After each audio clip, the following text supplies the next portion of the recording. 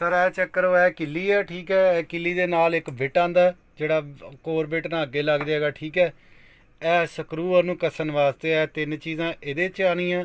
ਫਿਰ ਇਹ ਤੁਹਾਡਾ ਬਿਟ ਹੈ, ਇਹ ਜ਼ੀਮੈਕਸ ਬ੍ਰਾਂਡ ਦਾ, ਇਹ ਜਰਮਨ ਹੈ। ਇਹ ਚੈੱਕ ਕਰ ਲਓ, ਇਹ 70 mm ਹੈ ਸਰ। डायमंड टिप है इंशाल्लाह, बहुत अच्छी हाई क्वालिटी होगी। ये ਇਹਦਾ डब्बे का प्लास्टिक लगा होया नाल ठीक है, हाई क्वालिटी चीज़ है इंशाल्लाह।